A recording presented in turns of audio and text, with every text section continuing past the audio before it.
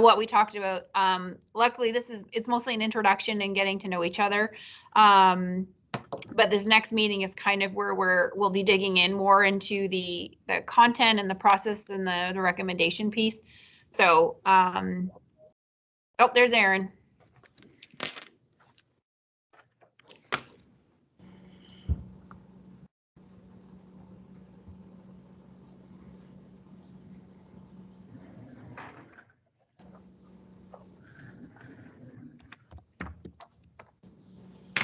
Okay. All right. So, you all obviously can see Jamie. She is our point of contact within the department, and I'm so thankful for her. She is coordinating our links, which was why our meeting invite, the original one, disappeared, and why we sent the new one, because she is the person that is our official host. Which frees me up to take care of more of the actual, like the chair duties and paying attention to what we're saying. Then don't have to worry about pressing the Microsoft Teams buttons, which is great for me because I'm not a Teams person. It's a little rough. So I guess we'll go ahead and get started with our statement, Jamie. Okay, and I am going to share my screen, and Morgan is going to have to prompt me a little bit here and there when she wants me to move forward in the slide deck. So just know, we're trying to find air cadence and that kind of stuff. But and we are recording, so this is public record. So I have already started recording the meeting. We'll stop recording as we wrap up. And so just wanted to let you know that off the bat. Let me see if I can. Let's see. I cannot. Okay, give me a thumbs up if you can see it. Can you see my screen? Navy background. Okay, cool. All right. As Morgan said, this is meeting number 1. It's kind of the get to know you meeting. There are a couple of things that I'm responsible for as a representative of the department. But Morgan is the chair of this committee, and she will be steering it. She'll be guiding through the questions she asks you. She'll be the one to really shape the way this meeting unfolds. I'll be kind of the woman behind the curtain. I'll be the one who's really, doing a lot of the tech end, as she said, sending invites and materials and that kind of stuff. Just to frees, as she said, frees her up to do her magic. So one of the things that I want you to do is definitely have her contact information. You may provide information, feedback, anything in between our meetings, but definitely I want you to have my information as well, so that you can if you ever need to send me a little heads up that you didn't get the right link, or it came through wrong, or whatever, that I can help you out. Or even if your materials didn't come through. We had that happen today with some zipped files. So any of that kind of stuff as well. So my information is pretty simple. It's Jamie, Jami. So there's no E on my name. Jami .Corwin, CORWIN @tn.gov. So you should have it from the email. We're admitting someone else as well by phone, so we'll see who that one is. You already have it via email, but definitely, use it anytime you need it. I'm also going to give you my cell, which is 423-306-2425. 423-306-2425. If you're trying to get into a meeting and you really need quickly to grab a link or something like that, you're on the road, instead of derailing Morgan, and she's really trying to steer the committee and discussion, then just shoot me a quick text and I'll get you in. Other than that, we're going to go ahead and launch into the meeting. But I want to just first start out as a representative of the department to say thank you so very, very much for being part of this committee. It is quite an opportunity and a privilege to be a part of such a really cool change. It's been 30 years since we have, gotten into the idea of a new funding formula. And so you are on the cusp of change right along with a lot of colleagues across the state. And it's a really exciting time. So thank you very much for your dedication, your devotion to this team, and working really, really hard. As Morgan goes through this slide deck, I may pop in and out here and there just to give you a little more context. However, I'm going to turn it over to her, and she's going to let you roll. All right, Morgan, when we get to the statement one, I'll pull back up, but it's yours. Okay, so that would be you. There it is. Well, surprise, We got a break there. Sorry.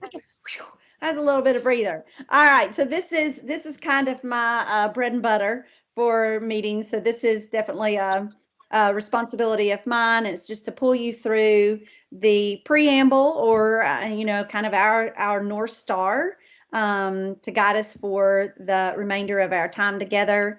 So I'm just going to read it aloud to you. I'm sorry. I know that we are all adults and can read. I'm not a slide reader at heart, so it's really uncomfortable for me, but I am required to read it to you. So the Tennessee Department of Education is excited to work with you on this opportunity to discuss the state's formula for funding public education. Before we begin, the department would like to remind you of the following.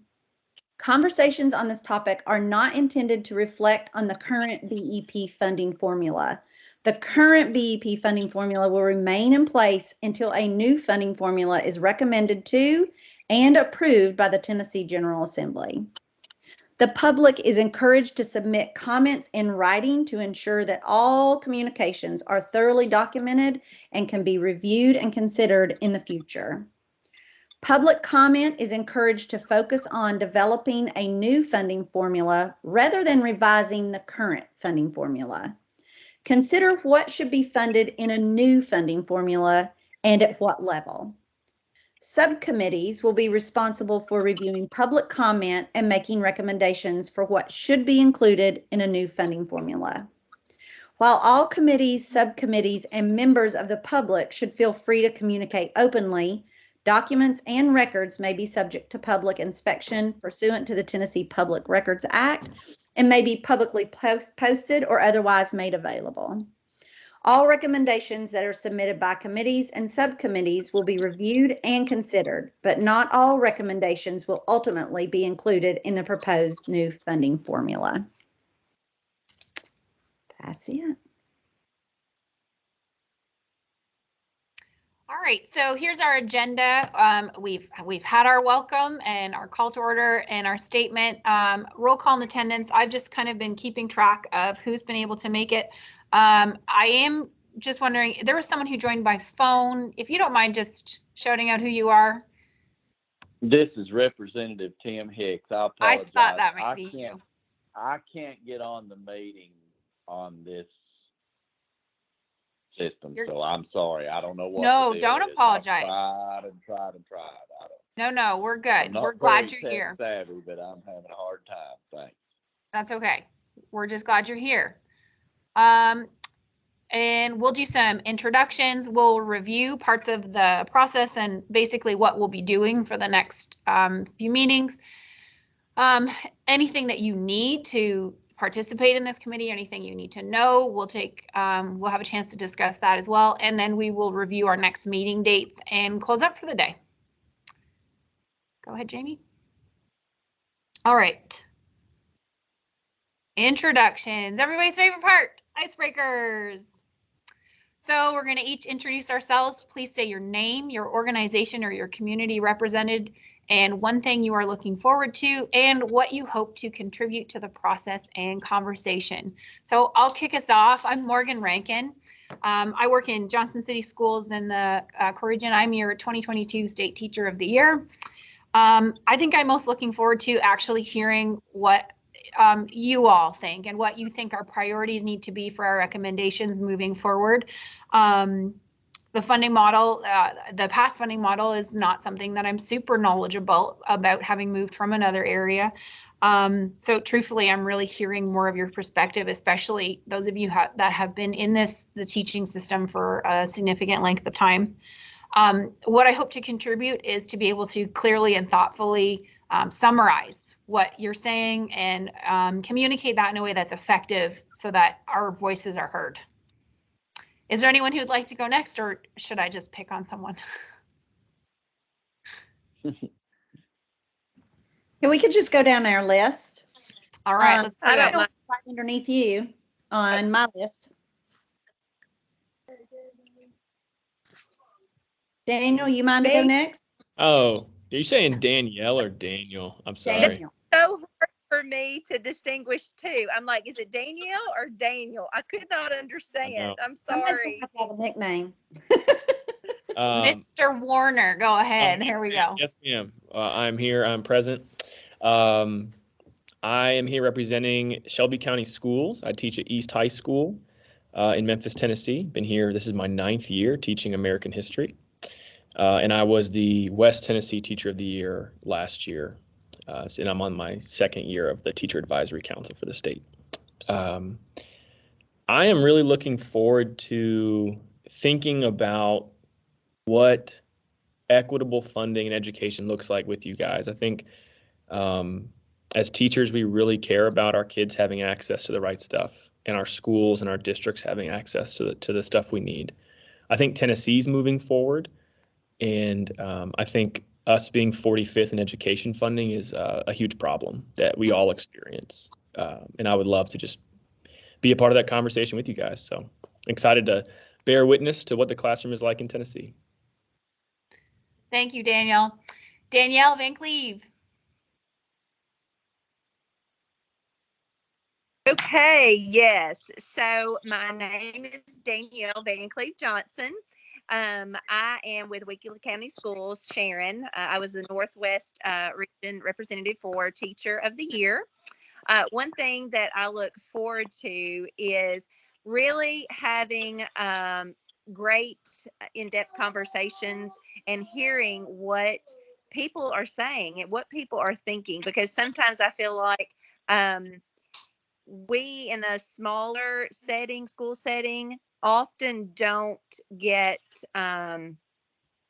heard. And I don't mean that in a negative way, but sometimes I feel like we kind of get lost in the shuffle for our school. And I'm really looking forward to being able to have a voice and represent and work with you all to come up with what is going to be a great new funding for everyone. And I know that may be stretching it a little bit, but that's a goal that I hope we can all set our sights on. Thank you, Danielle. Lauren. Hi, I'm Lauren England. I'm representing Metro Nashville Public Schools. I'm a 3rd grade teacher at Fall Hamilton Elementary. And I was the Middle Tennessee Teacher of the Year last year, and it's also my 2nd year on the Teacher Advisory Council. And one thing I'm really looking forward to is getting to hear the diverse perspectives of teachers from across the state.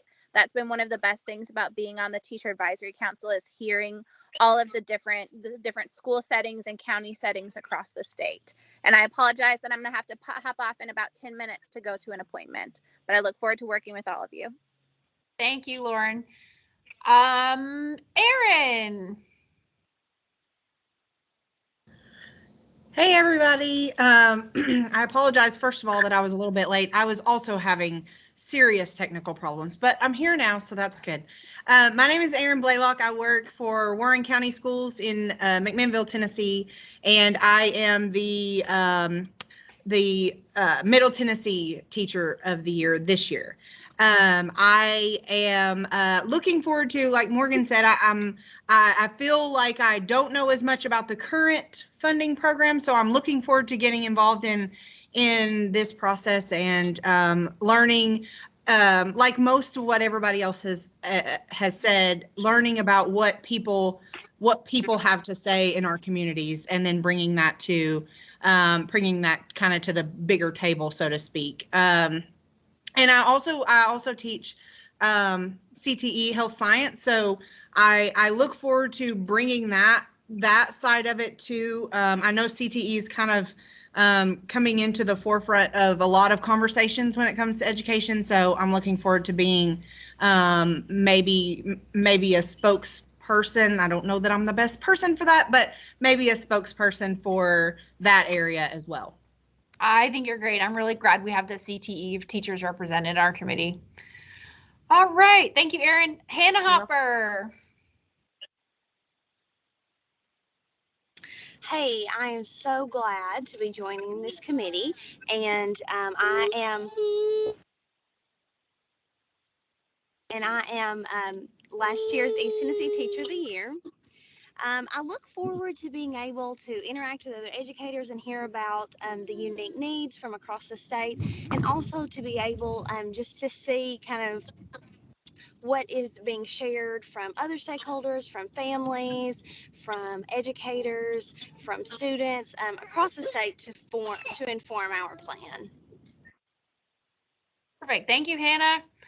Cammie, we'll give you a few extra minutes because I know you're rehearsing. Samantha. Hello, I'm Samantha Stevens. I currently teach at Tullahoma City Schools. I'm teaching at Tullahoma High School as a mathematics teacher. This is my 4th year in Tullahoma City Schools, but my 31st year as a teacher. One of the things I'm looking forward to is learning about the different diverse needs of all of the different systems in the state.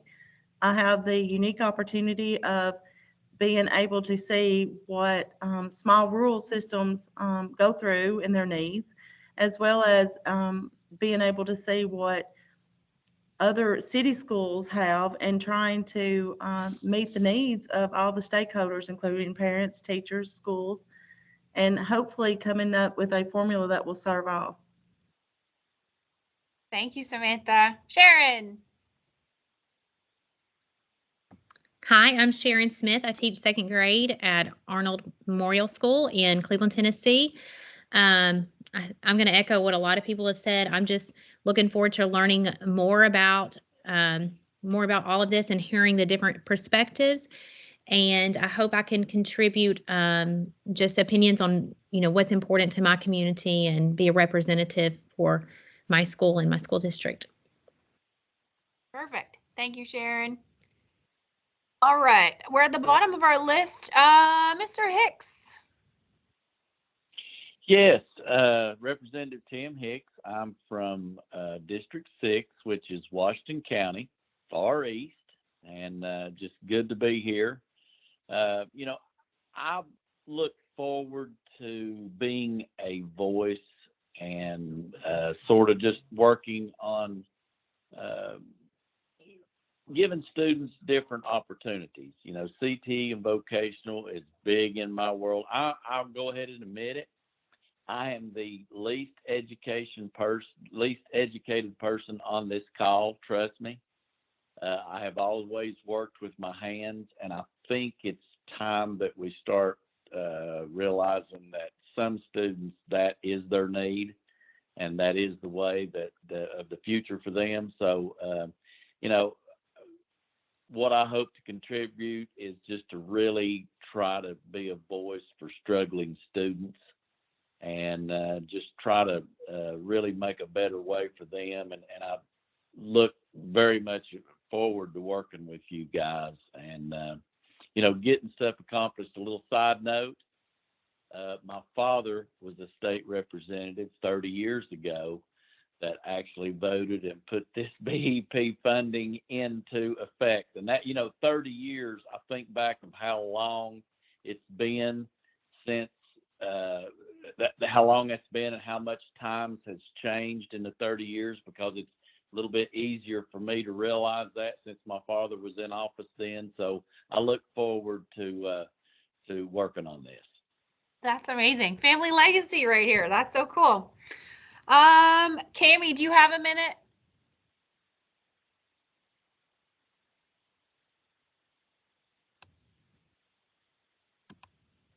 All right. We'll move on. I know Cammie's wrapping up with her day. Jamie, do you want to introduce yourself again, just so we've had some friends that are in, or friends, sorry. There's my 2nd grade teacher coming out. We've had some friends in and out. Well, I'll be friends. That's all right.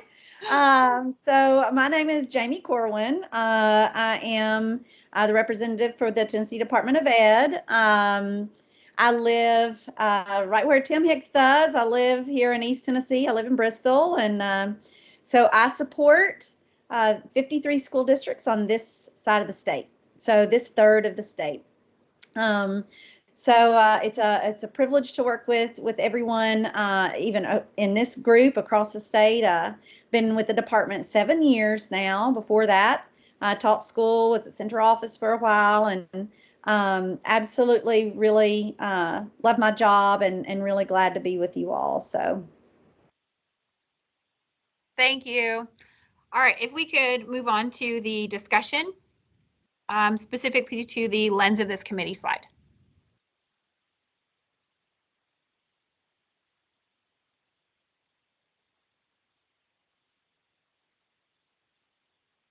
Morgan, what can you see?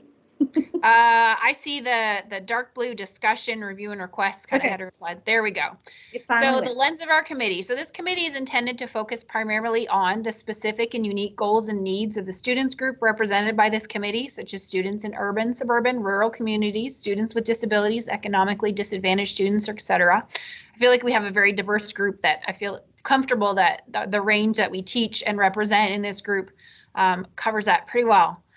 And or the goals and specific supports needed for students to be successful in specific areas represented by the committee, such as post-secondary readiness. Mr. Hicks has already touched on that. And or the needs of all learners along with specific student groups based on the experiences and expertise of practitioners who work with students every day, such as teacher advisory, student engagement, and district leadership committees. This does not preclude the committee from considering other viewpoints, perspectives, or considerations. Do you have any questions or anything you need to know further about the lens? Does that feel good? All right, moving on, please, Jamie.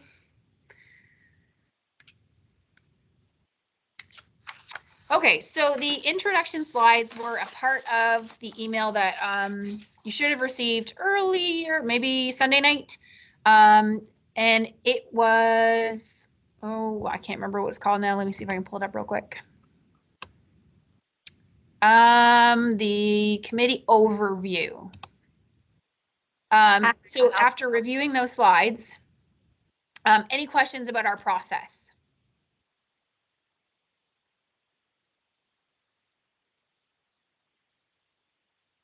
All right. Are there any additional materials or resources at this point that you think would be helpful for you as a committee member?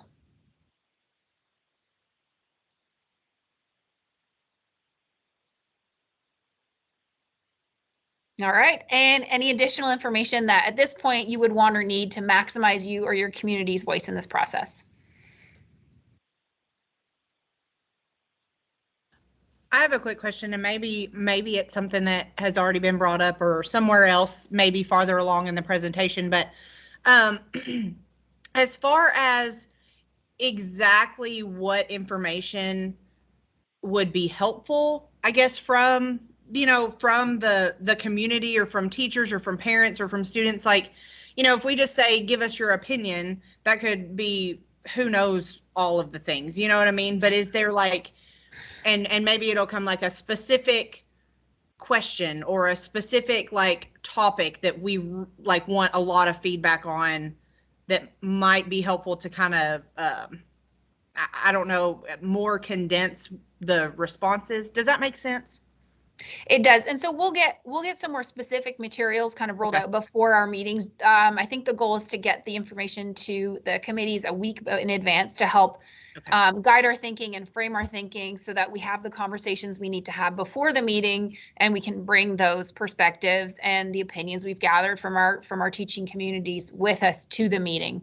But that's a great question. I know when I initially read these, I was like, I don't really know yet. So I understand. That's a perfect question, Erin, because it was the same thing I was wondering.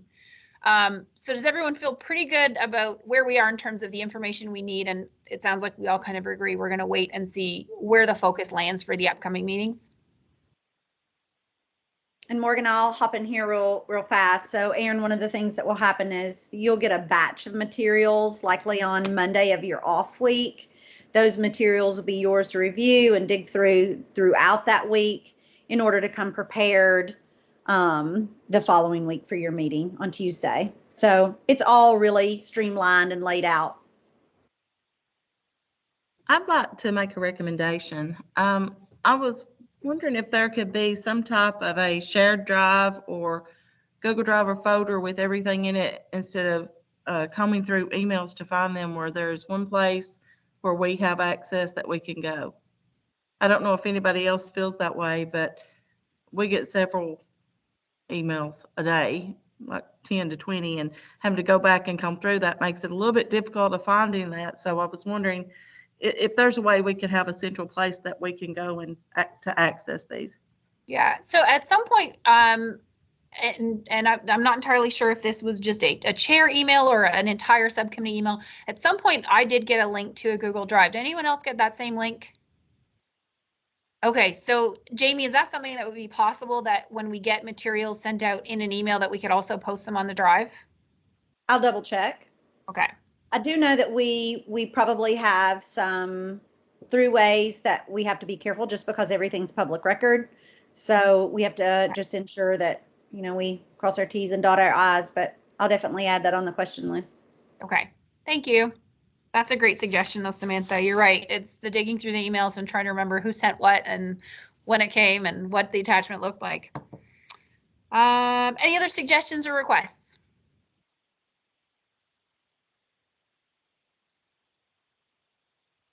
All right. Jamie, next slide, please.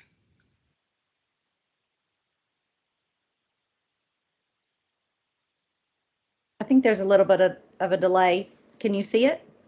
There it is. Okay. All right. So our two guiding questions for our focus today are, the first one is, what do you hope to be true for the students in Tennessee? So with that, you know, kind of forward thinking that I think we're all kind of ready for that. I think that that's the lens we already brought with us from the discussion about what we were all hoping to achieve. What is something that you would really like to be true for our students in Tennessee moving forward with the new funding model?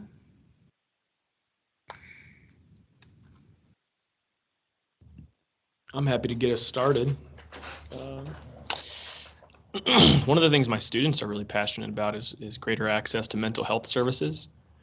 We share a school psychologist and school social worker with 3 different schools. So ours is here once a week, which is incredibly insufficient. I also think access to effective teachers and smaller class sizes. Students learn best when they're not with 35 kids. Most of the schools here in Memphis have 35 kids in each classroom in middle school and high school, and it's just too much. So those are basic steps I think we can take that, you know, there's no silver bullet in education, but I think there are some pretty basic steps to take moving forward that really serve our children and invest in the future of Tennessee. And so those are my initial contributions. Thank you, Daniel.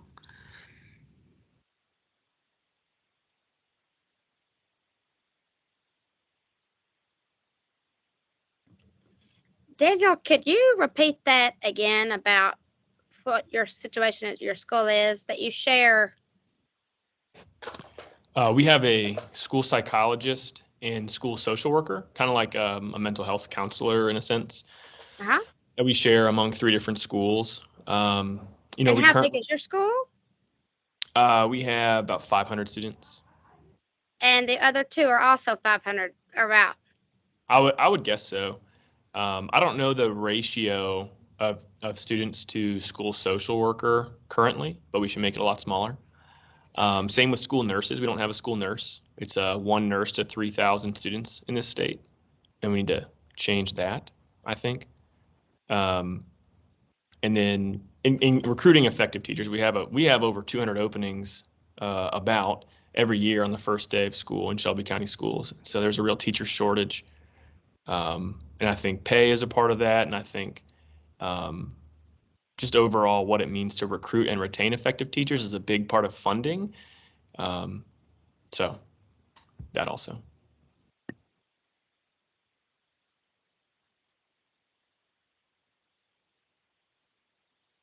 Can I echo what Daniel Go ahead. I'm sorry. Oh, I just you're wanted to fine. echo Go kind ahead. of what Daniel said as well. We also struggle. We have just this year hired a full-time guidance counselor for our school. So we had one last, or from previous years, we shared with other schools, and we only had her 2 days a week.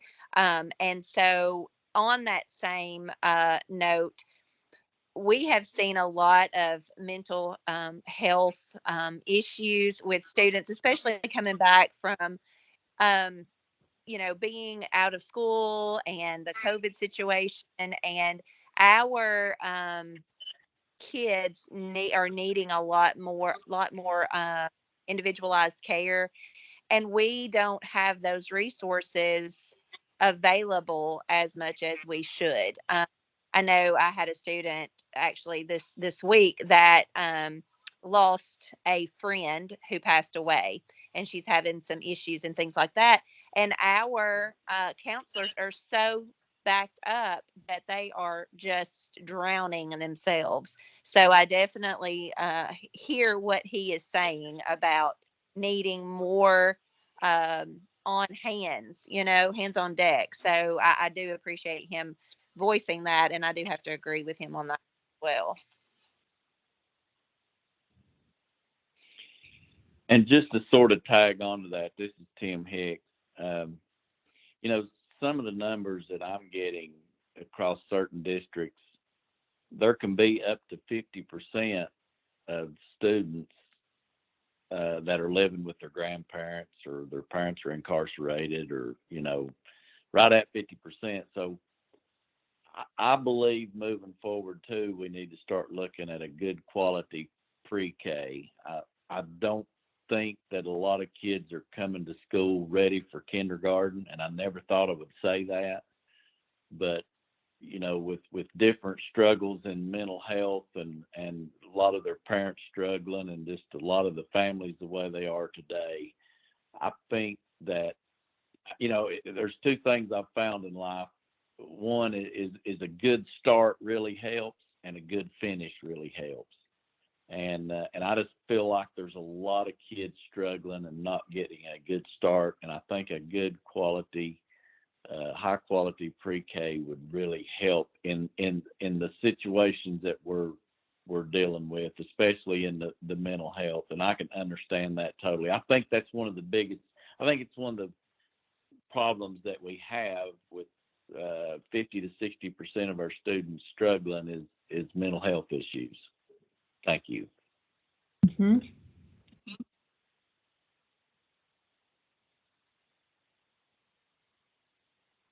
So I think a lot of this discussion for that first question, I think we've kind of hit on this second discussion question here about the resources that are needed to support the students and the perspectives that we're representing.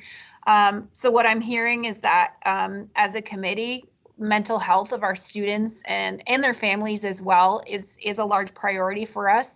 The staffing to support those students and their families for mental health services, access to qualified and high quality teachers, recruitment of these teachers, and retaining those teachers within our school districts, class size reduced. Right. I have yet to meet a teacher who doesn't think that if they just had slightly smaller class, they could just get that one more thing done a day. I mean, really, I think what we recognize is that one of the greatest impact on our children and our students are the people that support them from all levels: mental health, teachers in the classroom, support staff like assistants, the counselors, the psychologists, the people that are providing that information. And Mr. Hicks, I personally love your vision of the high quality pre-K, and I'd like to add to that for all of our students of Tennessee, not necessarily students who are qualifying because of family background or academic needs that are identified at a young age. And that's also voluntary too, right? The parents are volunteering these children for pre-K. So I would like to add that for all of our children in Tennessee, access to a high quality pre-K. Are there any other resources that you feel are needed to support our students and those perspectives that we've discussed so far?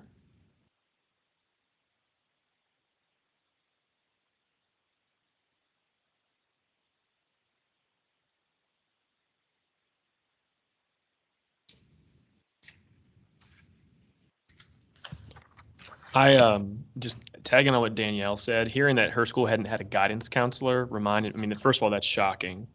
I think those stories are more common than we expect. And, you know, in a landscape of high stakes testing, which is useful to some degree for accountability and seeing what kids are being left behind and what kids are not meeting certain baseline levels, counselors are co-opted into being test coordinators and not actually doing college and career counseling. And so when we're talking about being college and career ready in this state, we have to begin to fund school counseling as a way of actually counseling kids into academic decisions and decisions about their future career, and not just coordinating the next PSAT or ACT or 10 Ready or AP exam like ours are. I would love to see them like when I go to private schools, I see a counselor who is available to their students, who knows their ACT scores off the top of their head, who knows where they're applying to college, has written the recommendations. It's beautiful. And ours are often turned into testing coordinators. And so I'd love to see funding to expand the role of school counselors and put more school counselors in schools as a way to serve the mental health needs, but also academic, career, and college counseling. Mm-hmm. Mm-hmm.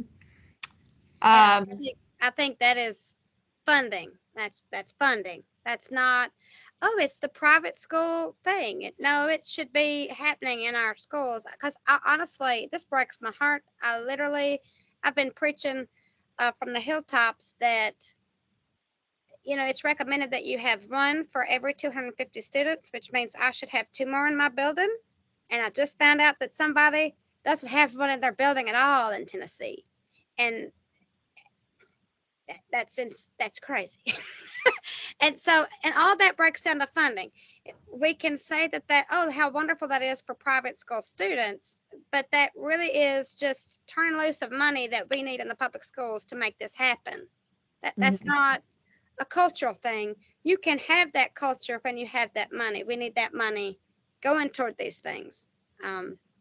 Yeah, sorry, that's why I had you repeat that. And then when Danielle said it, I can't believe that, especially given what we're going through right now, that isn't something that's already like at the tip top of the list. So absolutely, mental health and guidance counselors. And you're right, that's all I see mine able to do is worry about the TCAP rolling out that test here in our building as at a middle school age.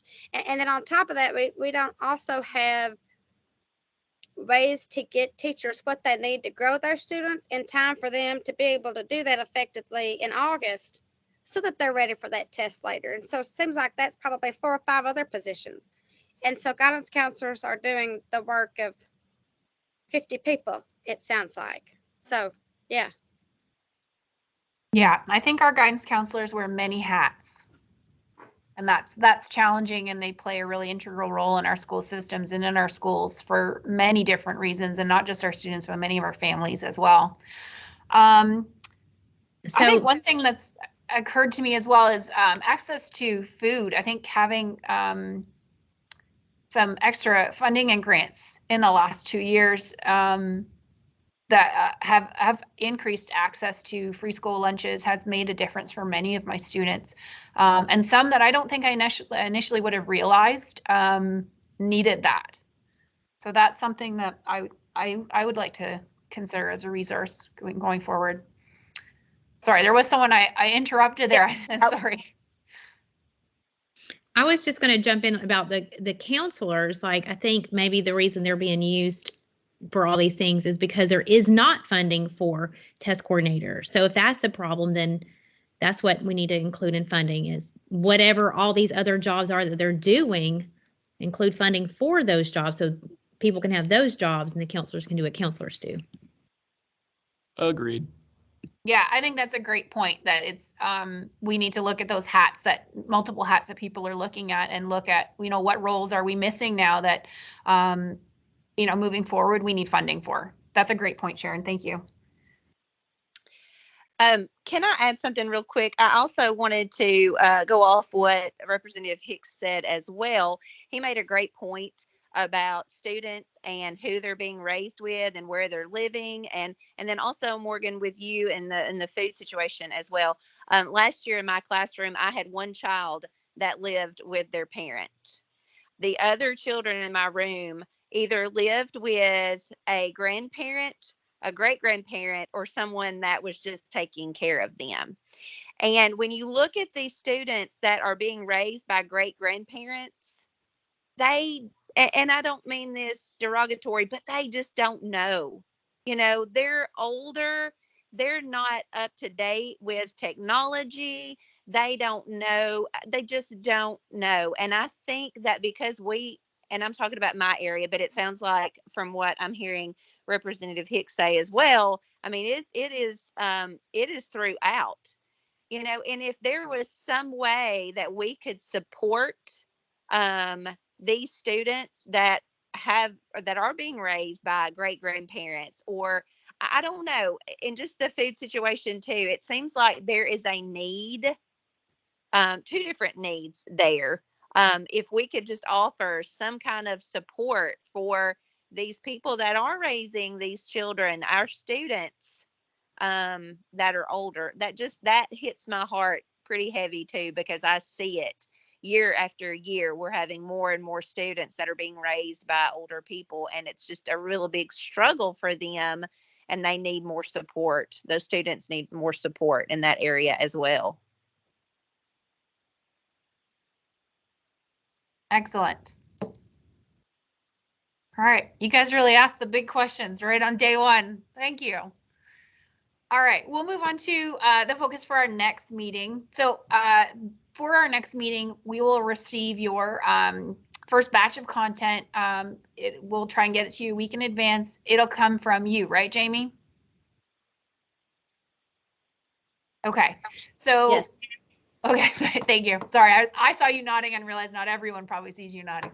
So do your best to review that and collect your feedback so that when you come to the meeting, we're ready to discuss not just the material, but also, the thoughts that we've been able to collect. So in this material for this next meeting, you'll be categorizing the feedback and the resource ideas into one of 4 groups to help us make some recommendations. The categories will be must have, should have, nice to have, and other. And so over the next 2 weeks, how would you like to solicit or collect feedback to answer these questions?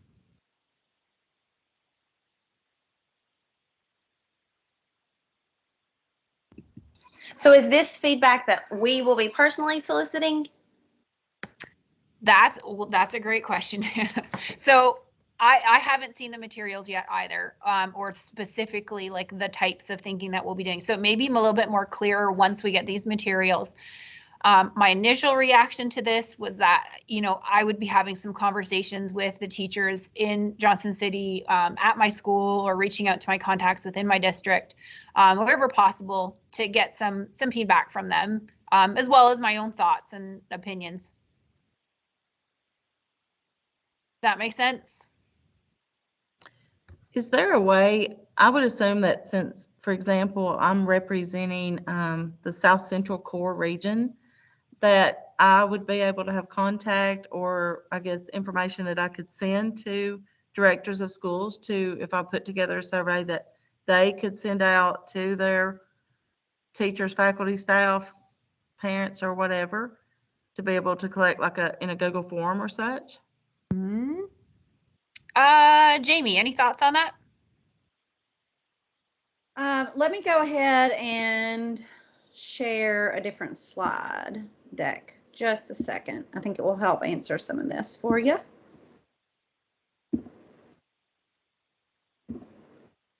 Okay, give me a thumbs up if you see something different. Should say subcommittee members' roles and responsibilities. Do you see that one? Okay, cool. So like bullet number 2, I'll give you an opportunity to kind of read through all of these, but this is in that slide deck you had that said chair overview, or, the intro pack. So basically collect additional feedback from stakeholders and share that feedback in writing and in commentary during your meetings like we're having today. So there will be a structure for you to collect that. As Morgan said, I'm not so sure what that looks like either. I'm sure we'll find out something this week as far as what that will look like on your end. But do know you will be soliciting feedback. You will also be receiving feedback. That's that batch of materials we talked about earlier. So you'll receive a batch of feedback for you to review along the way. So I think it's both looking at current feedback and then also collecting feedback. So you're almost like a conduit for both. I'll clarify for sure and make sure that by meeting number 2, before meeting number 2, you definitely have a really clear perspective on what that looks like.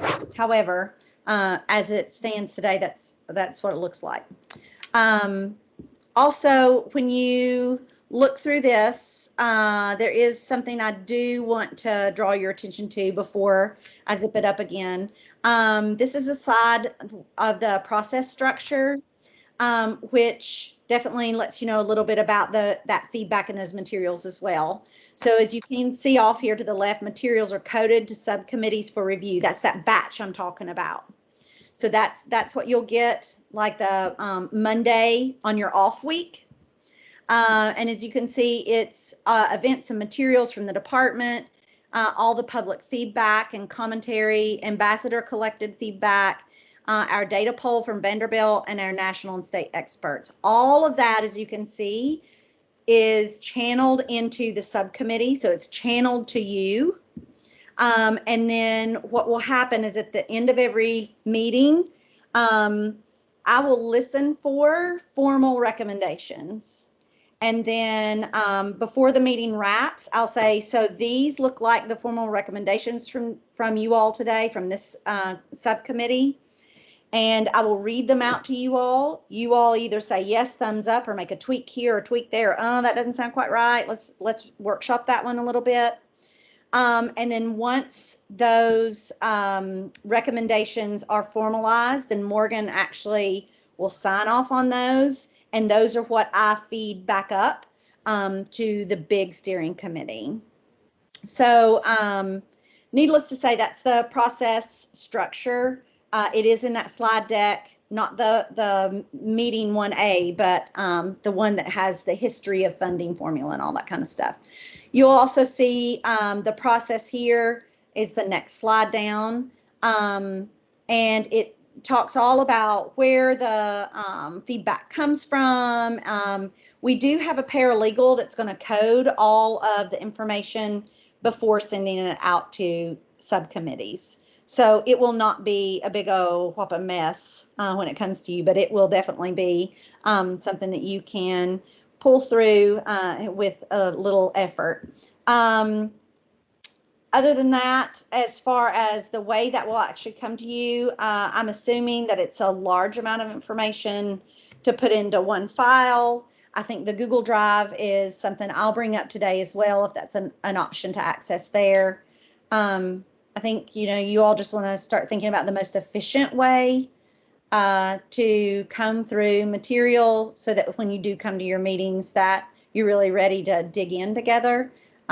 So I'll also lift that one up and see if we can get anything there. But those are in the other slide deck.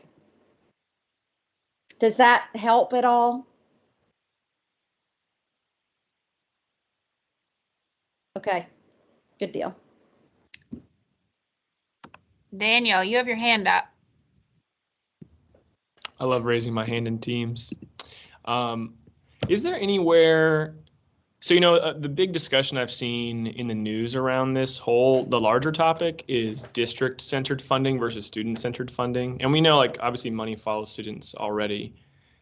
Is there an argument that the legislature or the governor's office has laid out, or TDOE, as to why they are in favor of student-based funding? This is, I guess, really a question for Jamie. I'm just curious what their pro argument is, because I see a lot of con argument from people that are pro public education, and there's a lot of fear around just further defunding public ed in favor of education savings accounts and these kinds of things. I'm curious if there is a legitimate pro that they rationale they've submitted to the public that I could read. Yeah, sure. So I think the best response I could give you right now is that we have a funding formula that, as Tim Hicks said earlier, is 3 decades old. And we're looking to states who have funding formulas that are really tied to students and tied to student needs and follow students from year to year rather than a bucket of money that students end up kind of falling out of the hole at the bottom of the bucket. There are some slides in that deck as well that really lay out clearly the difference between the funding formula structures. But it's really thinking about how do we provide the most funding possible to students as they work through their schooling career. And how does it actually follow that student? Yes, I see you, Tammy. Okay, so I hear that, and so just to say it out loud, looking the best possible way to fund kids the best possible way, but we have a formula that's 30 years old, and we are still 8,000 below the best states in the United States. So it's like that I really, and I want to know the ins and outs of what this all means to follow the student when we won't fund them to start with appropriately, and we haven't for 30 years. Does that make sense? Like, it's one thing to say, oh, we want to really do better when we're not giving any more money toward this to change it. And that's how can we move it? That's just me thinking out loud so that we can kind of be. But when I do that, and I've got that was a perfect explanation. That was a perfect explanation. Thank you.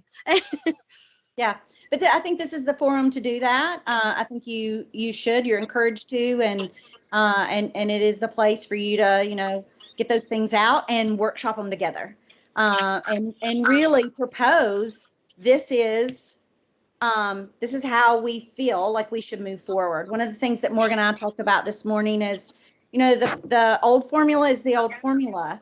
We have an opportunity right now to really push ourselves to be forward thinking. What can it look like in the future? I mean, this is wide open. What can it look like? So, and that is why you're convening. That's why other subcommittees are convening to really shape the future of this funding formula. So I think this is the perfect place to get that stuff out. Perfect place. Agreed. And so, and that, keeping in mind, our statement and our lens moving forward, that, it's important to consider where we are and why we are here with that, model that is now 30 years old. But this is, like Jamie said, this is our opportunity to truly make an impact on where we think these dollars should be going, and how we think this pie should be split up. And it would be great to have a bigger pie. Like I totally understand that recommendation. Yeah, that's the part that I don't get is there more pie? This sounds like we want to take the pie that we have, which is just $8,000 less than, and give it to other places. And I missed the first part of this because my after school program overlaps. So I really appreciate y'all. But that's what I'm excited about, is trying to figure out how something like this is better. How can it be better if there's not more money coming in from someplace? And so that's what I'm excited to learn about. So yeah, thank you. Representative Tim Hicks, I heard a conversation from the governor this weekend at a little event that we had, and I believe the governor and his staff and the whole education department understands totally that there is going to have to be a considerably more amount of funding through this. So the objective of this forum is to try to figure out where that money is most needed and how we need to divide it up in between school systems. I think that whenever they talk about following the students, that is not talking about your education savings accounts and that type of thing. What that's doing is I think that's they're wanting to try to introduce new opportunities for students. We are learning that every student is different. You know, we've got a certain percentage of students that need to be job ready at graduation, and we have a big, tremendous amount of good students that need to be ready for higher education, you know, because that's where they're going. So I think that's what they're talking about whenever they mean the money follows the students, is we need to introduce more opportunities for a certain amount of kids. And I think that's what I'm getting from all this, but they understand that has to be more funding. Thank you so much, Representative Hicks. That does, and I hope that you're exactly right, because that would be perfect. To have more funding. I don't think you can pull this off without more funding. And so no, that's also reassuring to know that that's what you're hearing from on your end. So thank you. Yeah, that's a very valuable perspective. We really appreciate your presence here today. Yes. Any other details or questions or concerns before we just remind ourselves of our next meeting date? What was the slide deck that Jamie referenced that I could look at? Yeah, so it actually came through, I want to say Sunday, and I'm happy to forward it to you. It might even be in a Google Drive as well. It's called the Committee Chairs and Members Overview. And it's attached to the calendar invite I sent last night. Okay, I was looking through it. There's a significant amount of slides, so I'll relook through it. It's a big one. It is a big one. It is a big one. It's the long one. Consider it the long one. It's important. All right. Next meeting details, Jamie. Can I ask Right, one more quick question? Yeah. I'm so sorry. So if we happen to get, because I know that there's news and media and are kind of picking up on these committees and things, and if we happen to get feedback that maybe is not necessarily directed at the new information that we get, you know, before each meeting and that kind of thing, in here it says it needs to be in writing. Is that something like that we need to encourage them to like shoot us an email and then we just keep that? And how do we get that to you, or where does that need to go or be collected, I guess? That is a good question. Jamie. Yeah. So that's one of the things we'll iron out before our next meeting. It's just the protocols that will be in place for you all to collect and surface any type of feedback. And I know at this point, I mean, one of the things you'll read in the slides is that you can definitely send it to our email address specific for funding. But, you know, one of the things I hear you saying, correct me if I'm wrong, is that if you do happen to get something, where do you store it on your end until you surface it? Or until it's put into a collective and then send up the flagpole. So we'll iron that out before our next meeting. You may even receive something in between. Morgan may reach out, I may reach out, let you know kind of what the protocol will be for gathering that and how to store it and that kind of stuff. Because again, you know, it still becomes part of public record. We just got to make sure we're checking off the right things, but fabulous question. All right, so we meet again November 23rd, 3:30 p.m. Central Time, 4:30 Eastern Time. I always have to stop and count because I don't trust myself, the time difference.